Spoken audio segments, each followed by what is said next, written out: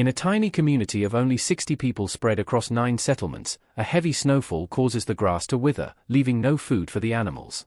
The Arctic is a realm of extreme conditions, bone-chilling temperatures, prolonged darkness, and utter isolation, but for centuries, indigenous peoples have not only survived here, they have flourished.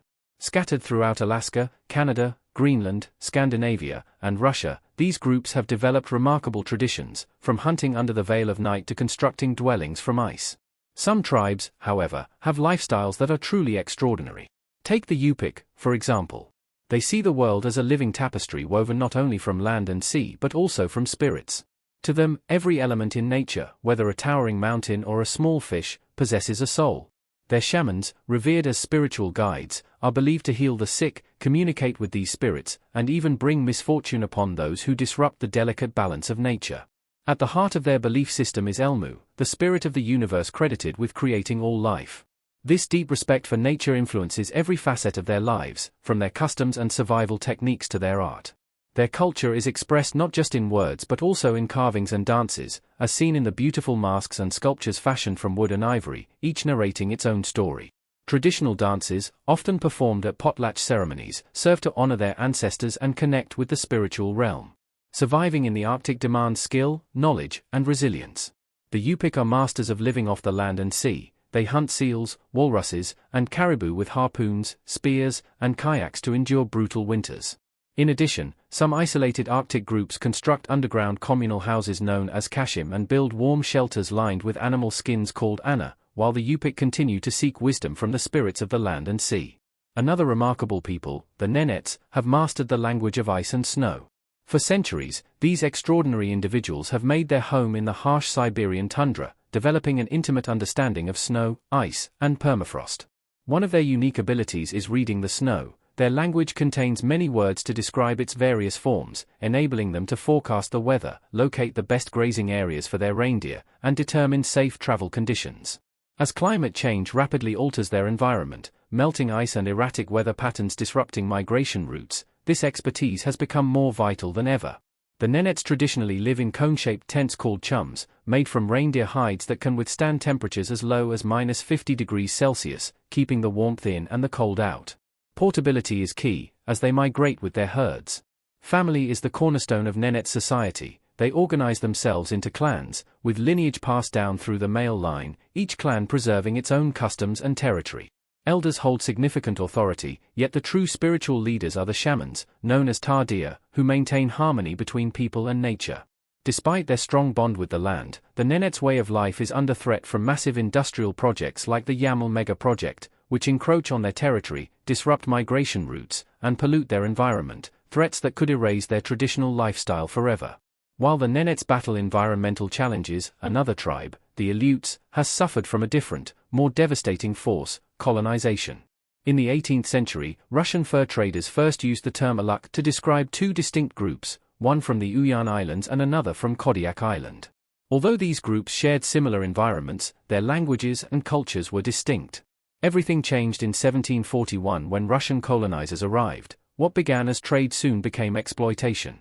Overhunting of sea otters and seals decimated the ecosystems on which the Aleuts depended, and diseases spread rapidly amid violent conflicts.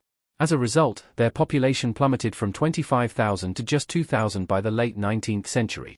With their numbers nearly wiped out, the Aleuts have struggled to keep their culture alive. Their language, Anangam Chunu, once spoken by thousands, now has only about 109 fluent speakers, a loss that has deeply affected their identity. Nevertheless, they are determined to revive their traditions and pass them on to future generations. The Aleut people have always maintained a close bond with nature through animism and shamanism, believing that spirits inhabit the sea, wind, and land. When Russian Orthodox missionaries introduced Christianity, the Aleuts blended their ancestral beliefs with the new faith rather than abandoning them. For generations, Aleut men were expert hunters, navigating treacherous seas in skin-covered kayaks, locally known as baidarkas, to pursue seals, sea otters, whales, and walruses, while women gathered fish, birds, shellfish, and wild plants. Their survival depended on cooperation and a strong connection to both land and sea. Then, during World War II, the US government forcibly relocated the Aleuts to internment camps under deplorable conditions, tearing families apart and shattering their way of life. Their suffering went unrecognized for decades until the Aleut Restitution Act of 1988 offered compensation, though no sum could mend the deep scars left by war and displacement. At the same time, another Arctic tribe, the Korik, has seen its culture slowly fade due to modern policies that have reshaped their traditional way of life. The Korik have long lived in harmony with nature, making decisions as a community rather than following rigid hierarchies. Family cooperation is vital, and wisdom is passed down through shamans who lead rituals and drumming ceremonies, reinforcing the belief that nature is sacred. One of the most critical aspects of Korik culture is their deep reliance on reindeer. For centuries, these animals have been their lifeline, providing food, clothing, tools, and transportation, with every part used so that nothing goes to waste. They have adapted to seasonal changes by constructing semi-underground homes for the harsh winters and sturdy tents for the milder coastal summers. They also built boats from wood and animal skins to fish and hunt marine life during summer, while women collected berries and roots to store food for colder months. External pressures, including Soviet policies aimed at eroding their traditions, have led to a decline in their language and customs. In 2007, the merger of the Korik Autonomous Oahu with Kamchatka Krai reduced their political representation, making it even more challenging to protect their heritage. While the Korik's survival has been tied to reindeer, they are not the only Arctic people whose fate is connected to an animal. The Gwaiyang, for instance, share a special bond with the caribou, seeing these animals as essential to their identity, culture, and survival, not merely as a source of food. As the respected leader Sarah James puts it, caribou are not just what we eat, they are who we are. This connection is woven into their traditions, stories, and daily lives. For generations, the Gwaiyang have depended on caribou for sustenance, clothing, shelter, and tools. They use the hides to build tents, the fur for warmth in bedding and garments, and the bones to craft indispensable tools. More than a survival resource, the caribou are deeply embedded in their spiritual and cultural beliefs. Creation myths recount a time when the Gwaiyang and the caribou were one, and even after parting, a vow was made to honor the caribou forever. Today, the rhythm of Gwaiyang life still follows the migration of the porcupine caribou herd. Their mastery in tracking these animals and understanding their habits is not just about securing food, it is a practice of respect and sustainability, ensuring that the caribou population remains robust for future generations. Now, their struggle has expanded to include protecting the caribou from modern threats. When oil companies targeted the Arctic's National Wildlife Refuge, home to crucial caribou calving grounds, the Gwaiyang mobilized, viewing the issue as not only an environmental crisis but also a fight for their very way of life.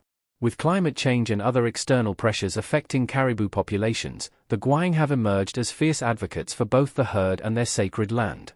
Similarly, another indigenous group from Siberia, the Evenk, has worked tirelessly to preserve their deep connection to the land. Having lived in Siberia for thousands of years, originally settling between Lake Baikal and the Amur River, their history has been shaped by interactions with neighboring tribes and by Russian colonization. In the 17th century, the imposition of fur taxes forced them to expand their territory, leading to conflicts with settlers. Despite these challenges, they resisted and maintained their cultural identity. The Evenk have long been nomadic, relying on reindeer for transportation and sustenance. They built conical tents from birch bark or reindeer hides to ensure mobility in harsh conditions, and their diet traditionally included reindeer meat, fish, and wild game. A strong sense of community ensured that no one was left without food, while elders, including shamans, provided essential guidance and healing. Although the Evenk language, part of the Tungusic family and a link to other indigenous Siberians, is fading as younger generations adopt Russian, their cultural spirit endures. Another Siberian group, the Yukar, has developed an even deeper spiritual bond with nature. They believe that every element, from fire and the sun to trees and animals, harbors a spirit, and they revere their supreme deity, Pugu, as the moral guardian who maintains universal balance. Every Yukar clan is led by a shaman, or RMA, who bridges the gap between the physical and spiritual realms. These shamans are deeply respected, and even after their passing, they are honored as sacred figures. For the Yukar, animals are far more than food. They are living spiritual beings with individual souls, and hunters are bound by sacred traditions to honor them. Such customs, passed down through countless generations, ensure harmony with nature. Their respect for the land even extends to trees, which they consider protectors, and they hold ceremonies to honor these living guardians, reaffirming the belief that every part of nature possesses a soul. Dreams also play a crucial role in Yukar culture, as they are thought to predict the future and guide the community through environmental dangers. Shamans interpret these visions to advise on seasonal shifts, personal challenges, and survival strategies. Even with the influence of Russian Orthodox Christianity, many Yukar continue to blend their ancient shamanic practices with newer religious ideas. Their adaptability is evident in how they once crafted all their tools from natural materials like wood and stone, built sturdy wooden shelters for winter, and created lightweight, portable homes for the summer, practices that have allowed them to thrive for centuries. Further north, the Inuit have mastered life in the unforgiving Arctic. For them, the frozen landscape is not merely a place to endure, it is home. Hunting is central to their way of life. They use harpoons to capture sea creatures and bows and arrows for land animals. Their resourcefulness is also seen in their use of kayaks and larger boats to navigate icy waters. Caribou are vital to Inuit culture, supplying not only food but also the materials needed for clothing and tools. The hides keep them warm, the fat fuels oil lamps, and the bones are fashioned into useful implements. Inuit clothing, made from seal or caribou skin, is designed to protect against extreme cold, while their language carries the history and traditions that connect generations. Their art, carved from soapstone, whale bone, walrus tusks, and other materials, vividly portrays animals and daily life with deep spiritual significance. In winter, Inuit families construct igloos that provide insulation against the bitter cold, and in summer they shift to animal skin tents or turf huts near hunting grounds. Community and cooperation lie at the heart of Inuit life. Food from hunts is shared, and children learn by observing rather than through punishment. However, modern challenges have disrupted these age-old practices. Settling into permanent communities has limited hunting opportunities, resulting in food insecurity, as store-bought food is often expensive and less nutritious than their traditional diet. Social issues such as high suicide rates and mental health struggles have also emerged as the Inuit navigate rapid changes in their way of life. In Siberia, the Kti and Monty tribes maintain a profound spiritual bond with the bear, which they regard as both an ancestor and a protector. For them, hunting a bear is far more than a means of survival, it is a sacred ritual. After a hunt, they hold ceremonies filled with singing, dancing, and storytelling to honor the bear's spirit. This ritual helps them reconcile the heavy responsibility of taking a bear's life while deepening their connection to nature.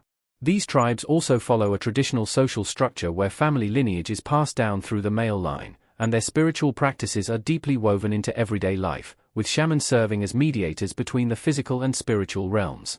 Despite modern influences, efforts continue to preserve their culture, exemplified by the Koné Autonomous Oug in Russia, which is dedicated to protecting their traditions, language, and way of life.